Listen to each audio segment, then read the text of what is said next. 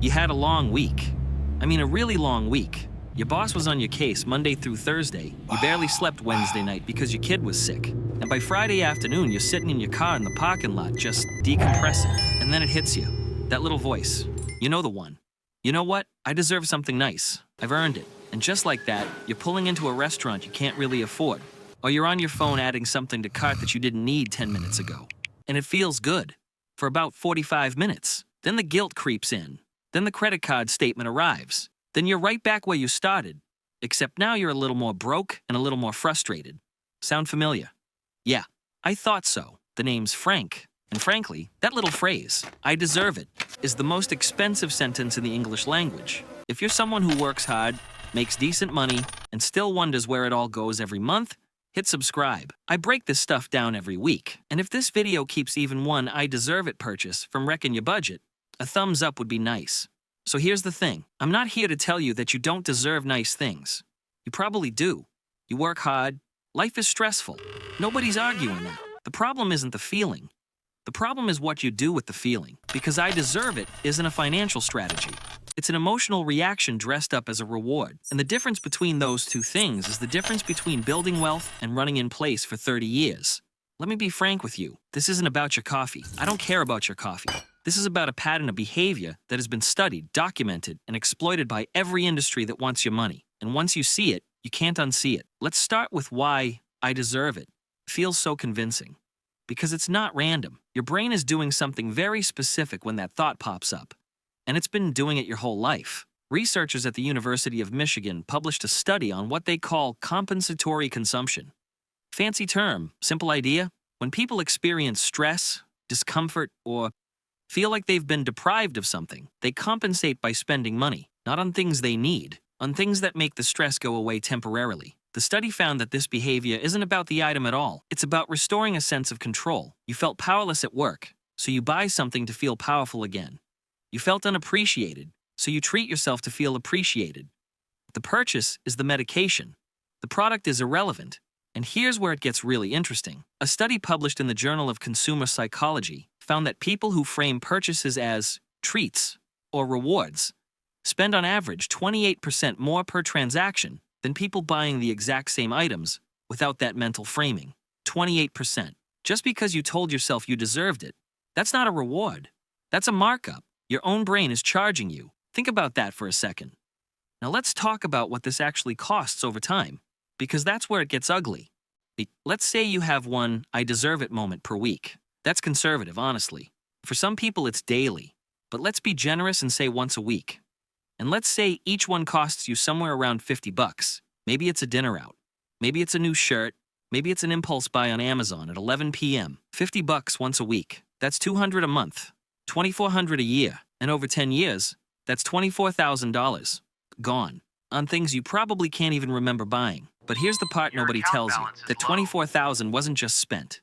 It was uninvested. If you'd put that same $50 a week into an index fund averaging, let's say, a historically reasonable 7% annual return, after 10 years, you'd have somewhere around $35,000. After 20 years, over $100,000. After 30 years, nearly $250,000. $250,000. From $50 a week. Do the math. I'll wait. And that's assuming $50. The Bureau of Labor Statistics tracks consumer spending patterns, and the average American household spends roughly $350 per month on what they classify as non-essential discretionary purchases. That's not rent. That's not groceries. That's stuff you bought because it felt good in the moment, over a working lifetime. We're talking about hundreds of thousands of dollars that just evaporated into emotional spending. Now, I know what some of you are thinking, but Frank, I'm not spending that much. And maybe you're right, but here's the thing about "I deserve it" spending. It's sneaky. It doesn't announce itself. It doesn't show up as one big purchase on your statement.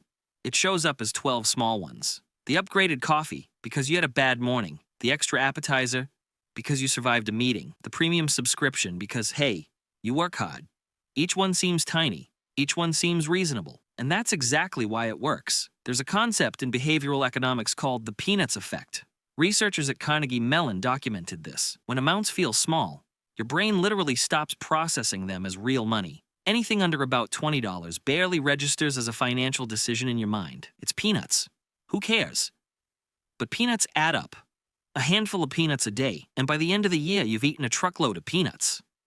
That metaphor fell apart a little bit, but you get the point. And the companies selling you stuff, they know this. They absolutely know this. Why do you think everything is offered as a subscription now? $12.99 a month, $7.99 a month, $4.99 a month. Nobody would pay $150 up front for a streaming service they watch twice a month. But $12.99? That's nothing. I deserve it. I work hard. And now you've got 9 subscriptions and you're hemorrhaging $120 a month on things you forgot you signed up for. The Federal Reserve Bank of Boston did a study on payment methods and spending behavior. They found that people who primarily use credit cards spend, on average, 12 to 18% more than people who use cash. And it's not because credit card users are richer. It's because the pain of paying is dulled. You swipe, you tap, you click. There's no friction. There's no moment where you hold the cash in your hand and think, do I really want to hand this over? The I deserve it moment meets the frictionless payment, and your wallet doesn't stand a chance. Let me tell you about the Garcias. Fictional family. Real numbers: Carlos and Maria Garcia. Combined household income of $110,000 a year. Not bad, right? That's roughly the median for a 2-income household according to Census Bureau data. After taxes, health insurance, and retirement contributions, they're taking home about $72,000, $6,000 a month. Rent takes $2,200. Car payments and insurance, $800. Groceries, $700. Utilities, internet, phones, $400. Student loans, $350. That leaves about $1,500 in what you'd call discretionary income. And here's where I deserve it eats them alive. Monday. Maria had a tough day. Drive-through on the way home, $22. Tuesday. Carlos finds a great deal on a gadget he's been eyeing. $70, but it was on sale. So really he saved money, right? Wrong. Wednesday. Date night, because they haven't gone out in weeks and they deserve it. Dinner and drinks, $90. Thursday. Maria orders new workout clothes online because she's starting a new routine and she needs them. $55. Friday. End of the week. Pizza and a movie rental for the family. $40. Saturday. Kids need new shoes. They actually need them this time. But while they're at the mall, Carlos grabs a new polo shirt. $35. And Maria finds a candle that smells amazing. $22. Sunday. Brunch because it's Sunday and, they deserve it. That's 1 week. They just spent somewhere around $420 on things they justified as deserved. Times 4, that's $1,680 a month. They had $1,500 in discretionary income. They're now $180 in the hole, every single month. And that's not even the worst part. The worst part is they feel like they're being responsible. They're not buying boats. They're not gambling. They're just living, having normal weeks, buying normal things, and slowly, invisibly sinking. That's the trap. It doesn't feel like a trap. It feels like life. So let's talk about why your brain is so good at this. Because it's not just about willpower. This goes deeper. So Dr. Kathleen Vose at the University of Minnesota has done extensive research on something called ego depletion. The basic idea is that your self-control works like a battery. You start the day with a full charge. Every decision you make, every impulse you resist, every annoying email you don't respond to with what you're really thinking, drains that battery a little. By the end of the day, your self-control is running on fumes. And that's exactly when I deserve it shows up. It's not a coincidence that most impulse purchases happen in the evening. It's not a coincidence that online shopping spikes after 9 p.m. Your brain is tired. Your willpower is shot. And some part of your mind says, you've been good all day. You've earned this. And the transaction happens before your rational brain even boots up. This is why, by the way, I had grocery stores put candy at the checkout. You've been making decisions for 45 minutes. Your battery is low. And that Snickers bar is only $1.29. You deserve it. Here's another layer that nobody talks about. Social comparison. The Federal Reserve's Survey of Consumer Finances consistently shows that households in the 50th to 75th income percentile So basically, upper middle income families carry the highest rates of consumer debt relative to their income, not the poorest families, the upper middle. Why? Because they make enough to qualify for credit. But they're surrounded by people who appear to have more. And I deserve it becomes I deserve what they have. Your coworker got a new car. Your neighbor renovated their kitchen. Your college friend just posted vacation photos from Portugal. And a little voice says, I work just as hard as them. Why shouldn't I have that too? And now, I deserve it isn't just about stress relief. It's about keeping up. It's about proving something. And it's the most expensive version of the trap because it scales. The more you earn, the more your reference group earns, and the more you feel like you deserve. That's like trying to win a race where the finish line moves every time you speed up. And social media made this 1,000 times worse, by the way.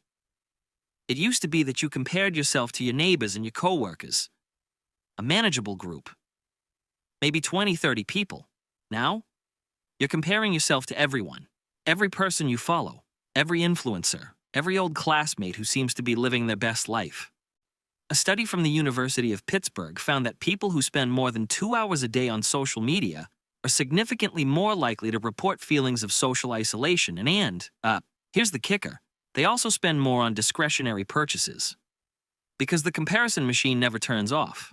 It's in your pocket. It's on your nightstand. It's the first thing you see in the morning and the last thing you see at night. And every scroll is another little whisper. They have it. You don't. But you deserve it too. I've seen people making $150,000 a year living paycheck to paycheck. And it's not because they're buying yachts. It's because every single day presents 12 small opportunities to deserve something, and they say yes to 8 of them. They multiply that by 365 days, and you've got a lifestyle that perfectly consumes your income with 0 left over. That's not living. That's treading water in expensive shoes.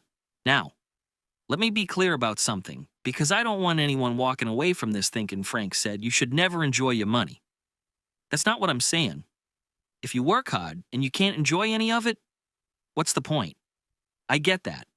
Life isn't just a savings account.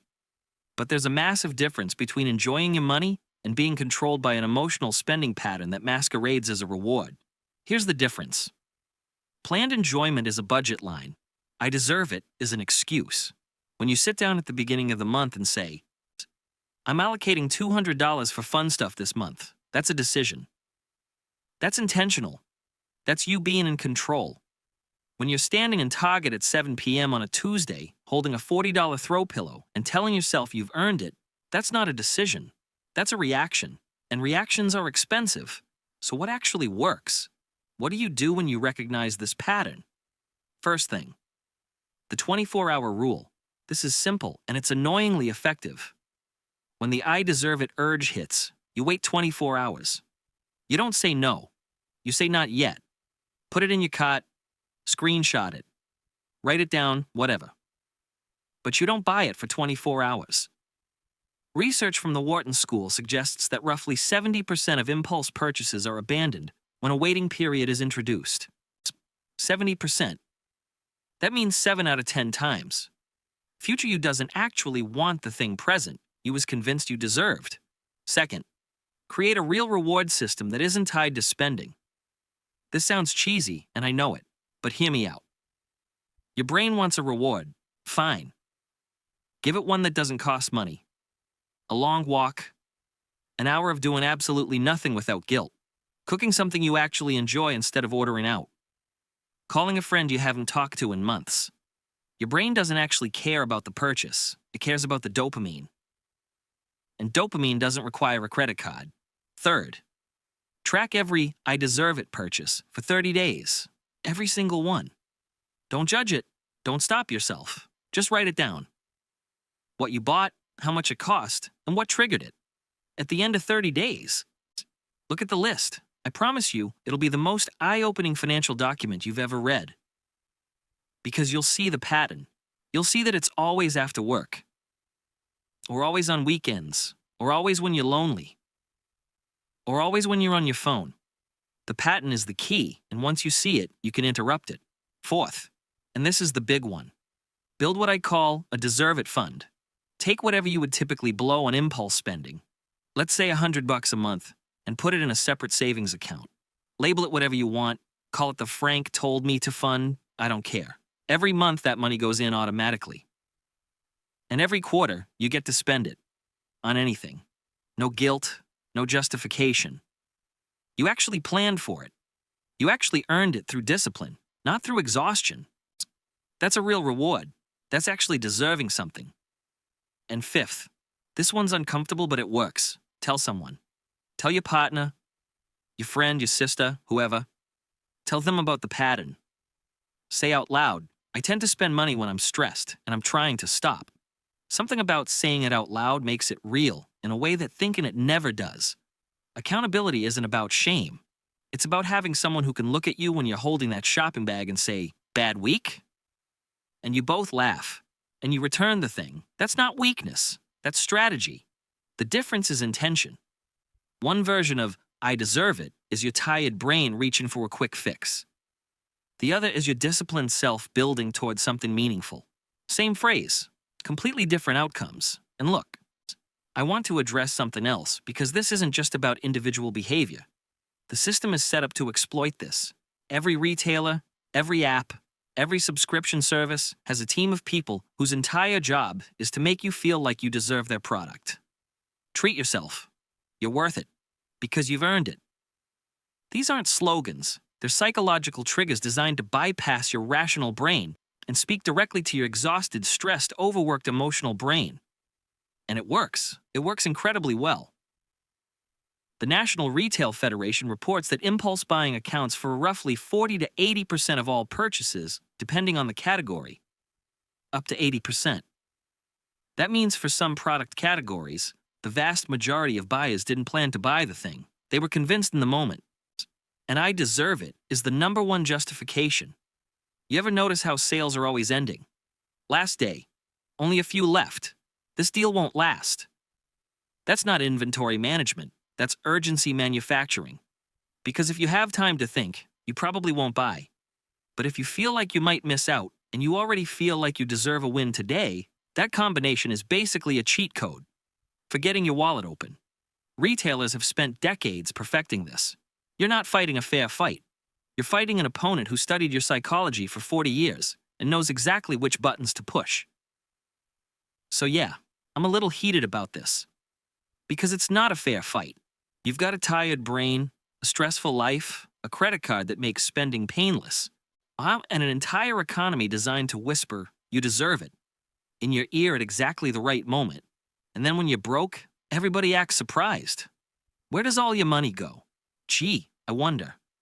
But here's where I land on this, and this is important. You're not broken. You're not bad with money because you're stupid or lazy or irresponsible. You're bad with money because you were never taught how your own brain works against you. Nobody sat you down and explained ego depletion, or compensatory consumption, or the peanuts effect.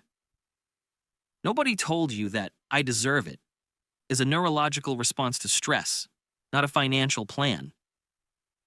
And nobody told you that the entire consumer economy is engineered to trigger that response as often as possible.